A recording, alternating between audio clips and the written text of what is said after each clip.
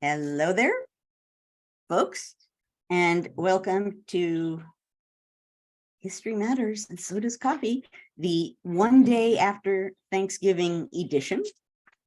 Of course, when I do an edition where I'm not here, I feel compelled to include Newbie, and you're just going to get, apparently, his butt for most of this episode. My apologies. At any rate, what I want to talk about today is generational change. And I'm talking about that because of Nancy Pelosi's decision not to seek a position of leadership. I haven't had enough coffee again, guys. A position of leadership in the House. She's stepping down from the speakership. She's going to remain a representative. She's decided to not be the speaker anymore. And along with that, Representative Steny Hoyer of Maryland, who is 83 years old, and Nancy Pelosi is 82. Representative Jim Clyburn of South Carolina, who is 82, and is the number 3 Democrat. All of them have said they're going to give up positions of leadership, and they're just going to go back to being representatives. They're stepping back. In their place, we have Hakeem Jeffries of New York, who is expected to be the new Democratic leader in the House. We don't know that, but it's expected. We also have, supposedly, on the sidelines waiting to step in, Representative Catherine Clark of Massachusetts, who's 59. Hakeem Jeffries is 52, younger than me. And Pete Aguilar of California, who's 43. Okay, so these are, they're really young if they're younger than me. That's my scale of judging people. At any rate, it's very clear that we appear to be, at least among the Democrats, I have no idea, as ever, contingency. But it appears to be that we're going through something of a generational shift, actually on the Republican side too, and I won't go into that. But at any rate, it's interesting and particularly notable in Congress, where you do get people who are voted into Congress, and it seems sometimes as though they have a lifetime tenure, which was not always the case in Congress.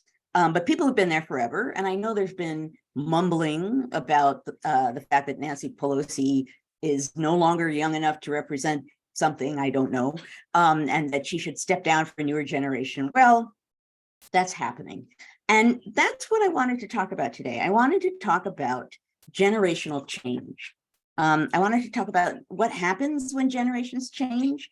I wanted to talk about the sensibility of it. And of course, I wanted to talk about generational change in the period that's near and dear to my heart, which is early America. And in particular, what I want to talk about is the 1820s. And you'll hear why momentarily. But you have, and historians still argue about what to call everything, right? Is it early America or the revolutionary generation or early national America? You could many ways to refer to this. I'm actually not going to name things, but I am going to say the founding generation was passing by the 1820s. And of course, there's the famous fact that John Adams and Thomas Jefferson died on July 4th, 1826, which Americans took to be providential. Shocking that they, somehow or other, this seemed that the fates were suggesting that a legacy was being passed from the past generation to the next generation. Supposedly, Adams said Jefferson still lives. I read something online this morning when I was rummaging around to decide what I wanted to talk about that suggested that might not be true, but I didn't have time to look into it. So if you were here, you would be Googling all over it. I know, my History Matters people. But at any rate, it is true that those 2 deaths on that day, and I should say, I'm going to come back to him in a moment, James Monroe also died on July 4th, years later. He never gets credit. So he's kind of always the also ran, poor James Monroe. But at any rate, 1826, it seemed like something was passing. Of course, 1826 was the 50-year anniversary of the Declaration of Independence. So that was striking as well. You also had the end of the War of 1812, not happening in the 1820s, but the passage of that war and America's survival of that war against Britain. So it was like a second war against Great Britain, and America, according to Americans, won, right? That was kind of an uneventful war in some ways. But Americans were very cocky about it when it was done, despite the fact that Washington burned, but we'll put that to one side. When you look at popular culture and when you look at cartoons, political cartoons, Americans are kind of straying around with the sense that, look at us, we survived this war against Great Britain, and we're still a puny country, but we're less puny. So at any rate, there are all of these things feeding into this moment in the 1820s when Americans are thinking about, the older generation are aware of the fact that change is happening and are looking ahead in some ways to what's coming next. In a way, one of the great symbolic moments of this generational shift is when the Marquis de Lafayette comes back to the United States just to take a national tour, be cheered, sort of there to embrace Americans who he fought on the side of so many years ago. 1824 and 1825, he travels around the country. It was an enormous big deal, huge big deal. People came out to see him. It filled the newspapers. Of course, there was an arranged meeting that people could see between Lafayette and Jefferson, who embraced my old friend, right? All the history people were very excited. And it had an impact in part because Lafayette was one of the few living reminders, I think possibly the last surviving general from the American Revolution. So there were people getting a glimpse, in a sense, of history.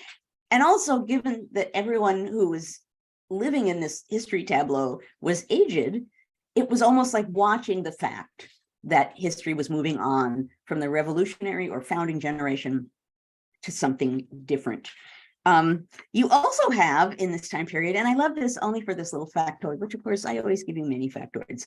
In a sense, the Monroe presidency was the last founding presidency. When does it end?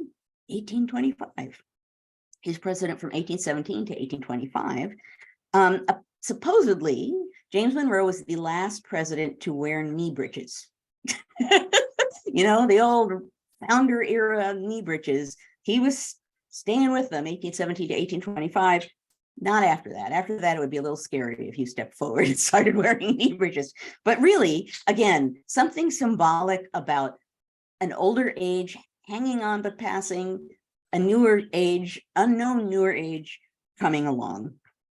Now, one of the things I've always found interesting about this moment, and actually beginning of the 19th century generally, 1820s though, you have historical societies being created in different states for the first time. You have, at this point, let me get the states here. I wrote it down, but it's not here.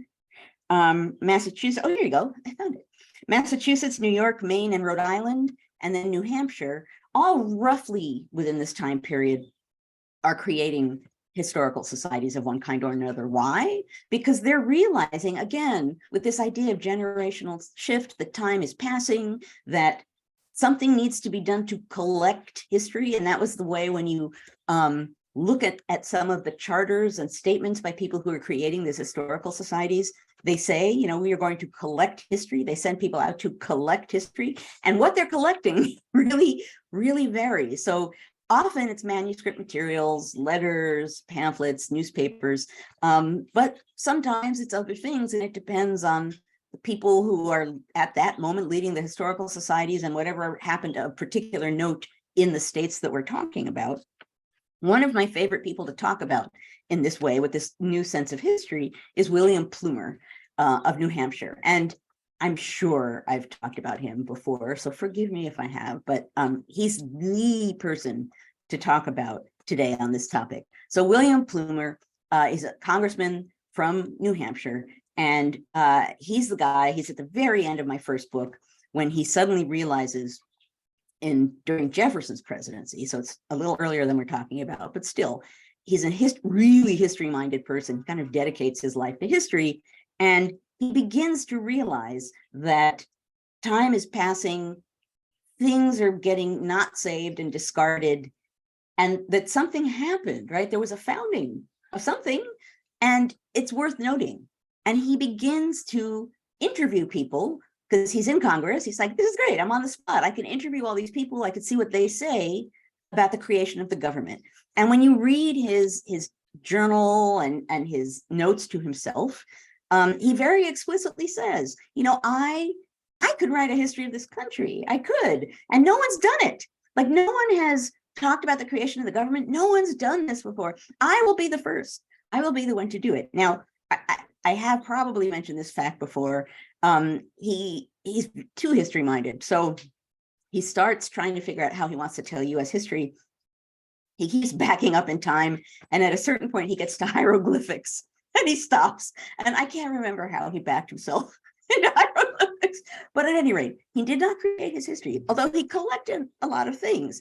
And he left behind an account, which this is part of what set him off. He talks about being in Congress, and somehow he was, I don't know why, he was meandering around in the Capitol.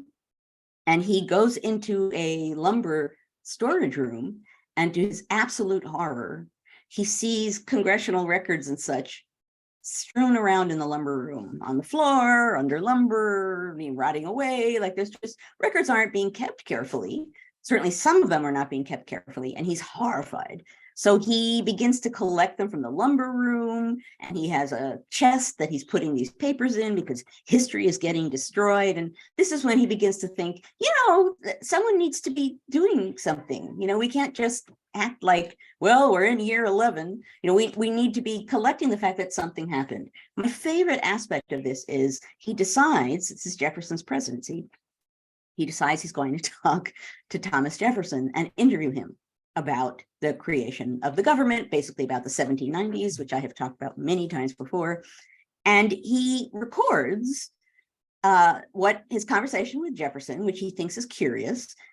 More importantly, he records what happened when he went to John Quincy Adams afterwards and said, I don't understand what just happened there. So apparently Jefferson was quite willing to sit and talk to Plumer. But Plumer said it was the strangest thing, that he was talking to Jefferson and he would look interested and then wary and then cagey and then suspicious and then eager and then proud, but then suspicious again. He was just like a stream of emotions crossing his face during the course of this interview. So Plumer goes to John Quincy Adams and says, what the heck? Like, what was that? That was the weirdest thing I've ever seen. And John Quincy Adams says, oh, you saw him reviewing his political career. That's what was crossing across his face, which I think is an amazing story. But Plumer particularly captures this idea that generational change was happening. He understands that earlier than some and goes about really trying to somehow collect history and somehow put it together. In his case, he wanted to write it. In the case of these historical societies, they're just trying to house it somewhere. He ends up being a founder and the first president of the New Hampshire Historical Society, which is not surprising at all.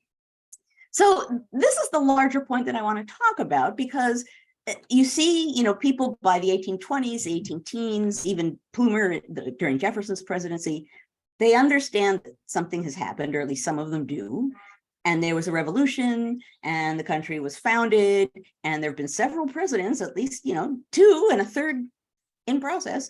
And people have a sense that a generation has done its work, but now what? And then add all these things together that I talked about, right? The fact that Monroe steps down in 25, the fact that Lafayette comes in 26, the 50th anniversary of the Declaration of Independence in 26, all of these things happening at roughly the same time really drives home for Americans the sense that time is passing and history must be recorded. And that's why this cluster of historical societies. Of course, the question then is, okay, so it's one thing to look in the rearview mirror and say, well, the founders, the founding generation, all capital letters, the founders, they're passing. So now what do we do? What looks ahead? What lurks? And of course, again, if you were here, I would be seeing contingency, because that is indeed what I'm going to say. They're looking ahead. They have a vague sense, they're a little cocky because they survived the War of 1812, another war against Great Britain. That's exciting. There's a kind of religious and economic energy in the country. The country has energies of a sort that it didn't necessarily have before. People can feel that as well. There's the gradual rising of industry. There are all kinds of things happening that if you sat back, if you were in a room full of people and said, what's different now from before? Like, where are we and where do we seem to be going? People would be pointing to all of those things. And that's nice to say, but it's hard to know what that all adds up to. And you end up with a period when there's a lot of insecurity and unknowingness about where people are and about what's coming next. Sometimes this gets lumped up under the phrase the era of good feelings, which is what happens in this sort of brief window, basically after Monroe steps down. One way to think of the era of good feelings, though, is there's essentially at that point one party, and it's a moment when people are kind of trying to figure out where their feet are and what comes next. So it's not as though the world was peaceful and everyone was content. It's partly a moment of unknowingness.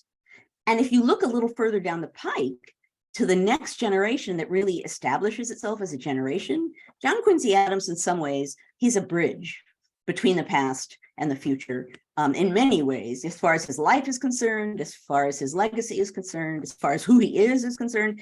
But the new generation really is Jackson. It's a totally different kind of president. Andrew Jackson, so it went, those of the founding generation who were around, Jefferson comments on Jackson and saw him coming into the public realm. They all recognized that whoever the heck this guy was, different kind of leader, different kind of person. Some of them really believed this person has no place in government. I think there's a Jefferson statement. I didn't look it up before this, but there's a Jefferson statement that says he'd seen Jackson at some points getting so angry, so worked up that he almost seemingly couldn't speak. He'd be red-faced with emotion. Jefferson was not entirely sure about Jackson rising up, but think about Jackson, you know, he's a president from the frontier area. He's a soldier, right? Before at that point, there hadn't been, well, Washington, but hadn't been like a right off the, you know, Battle of New Orleans, here I am, General Jackson stepping into the public realm like that. A known duelist, right, known for killing his man, a really rough and ready character who liked to explode in anger for the spectacle of it. By the eternal, he liked to scream by the eternal. There's an anecdote I stumbled across at some point while researching where he had one of his fits in front of someone. It might even have been James Hamilton. Alexander Hamilton's son is in Andrew Jackson's cabinet. How's that for generational change? And James Hamilton writes a little about Jackson. And I think this story comes from him, about Jackson erupting in one of his temper fits, and then Jackson basically turning to him and saying, that worked really well, didn't it?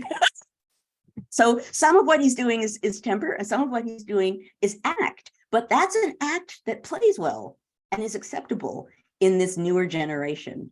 I have to also say, this is totally unrelated to generational change, but in that same collection of anecdotes, I believe from James Hamilton, I think the book that's from is titled Reminiscences, I believe. He tells a story about being, I think, campaigning with Jackson, and they're on some kind of a steamboat together. And Jackson says to James Hamilton, to Alexander Hamilton's son, you know, your father never supported the Bank of the United States. James Hamilton in this book, he's like, he said, my dad created. I don't know what that was. But at any rate, think about Jackson and think about the older generation. This is something new that's come. The other bridge character actually is Aaron Burr. Aaron Burr really liked Andrew Jackson. Aaron Burr thought this was a man of action. This was a man who piddling around. He knew what he wanted. He went out to get it. He was an adventurer. He had, was eager to use military force. Aaron Burr really supported him. And it's interesting because in some ways, Aaron Burr's willingness to play that kind of political game kind of made him a little ahead of his time in that way, because he, as the person who was at least willing to do all those things for the sake of politics, people recognized that that was distinctive and different. They wanted him on their side because he was useful that way. But they also knew that whatever he was doing, it wasn't what everybody else was doing. It's the famous statement by Hamilton, particularly on the Hamilton musical. I talk about it because Hamilton, if he could have like yelled on the page, he would have. Someone in the lead up to the election of 1800 says something about, Burr is a really useful person to have on your side because he doesn't really have any, the word, I can't remember the word that they're using, but it's like any principles of a permanent nature, right? Like he kind of doesn't have any principles, these messy principles that prevent people from acting in the moment. Hamilton's response is like, he has no principles. Why are you supporting? What? You can just sort of see the smoke coming out of Hamilton's ears. At any rate, my larger point here is generational change. You can see it looking in the rearview mirror when it's happening. People at the time had a sense that it was happening in the 1820s. Of course, couldn't tell that down the pike, not that far down the pike, would be coming a new generation of politicians, a new generation with different economics, with a new culture attached to it. Just American society changed a lot within those years. And it's not a surprise for me to say there is generational change in everything, and particularly in politics. I'm saying it now because given what I started with, and these much older politicians saying, you know what, I'm not going to be in a position of leadership anymore. And these people in their 40s and 50s basically saying, I'm ready to be in a position of leadership. We're at an interesting moment. I guess I wouldn't call it the era of good feelings, folks. And I don't want to say the era of bad feelings. We're in this moment when we don't know what this next generation is going to be like, right? And we're literally watching it happen. Even just in this transition of 3 people saying no leadership anymore, and 3 people stepping up and seemingly being willing to assume roles of leadership, that's it right there. We're watching generational change. And what's interesting to think about, and I always or often end these Friday morning webcasts with the idea of you asking you to be aware of something, or to look for something, or to think about something in the present before jumping to conclusions, because history almost always can offer insight. And this is another one of those moments. What I want to say at the conclusion of my remarks here is, because we are at a moment when you can see one generation stepping aside and another generation stepping forward, keep your eyes open. We don't know the tenor and tone of the politics to come.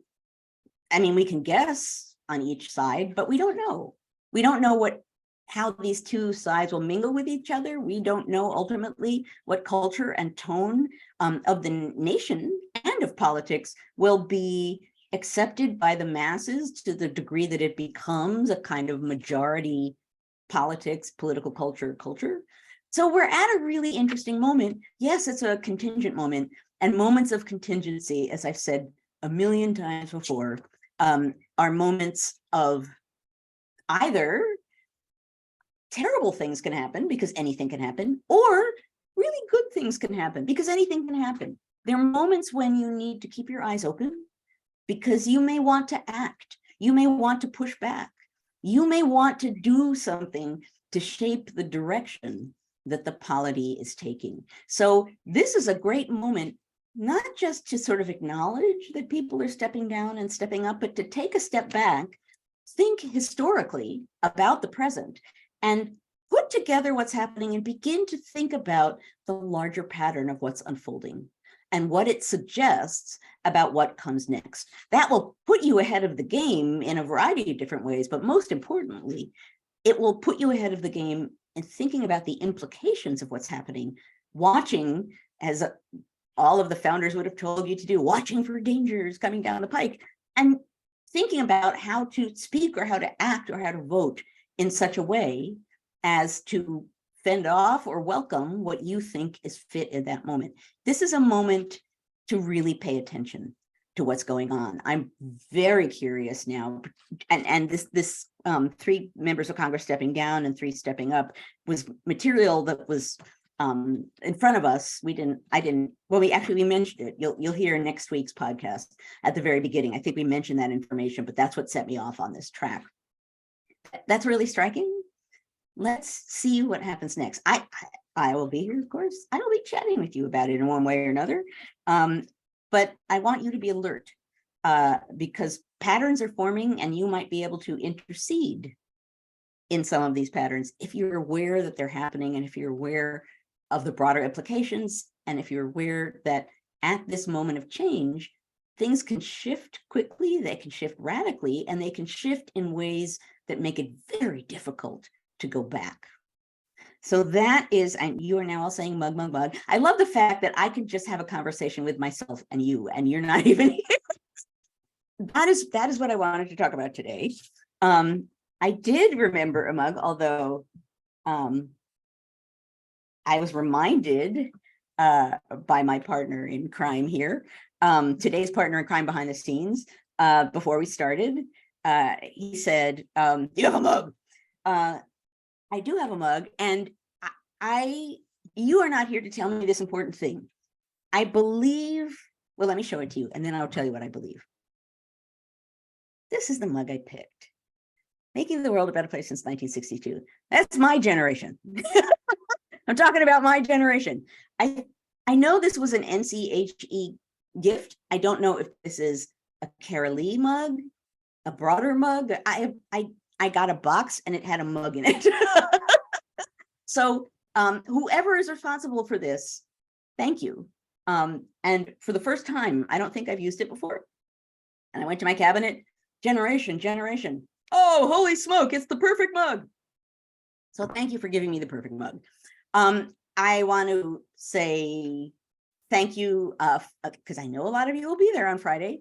Thank you for joining me in one way or another, virtually or in person, on a Friday morning to engage in the discussion of democracy, which really matters. And particularly, given what I just said, this is a moment to think about what's happening on the landscape of democracy, because it's pretty important. But thank you for being here, for making this a community.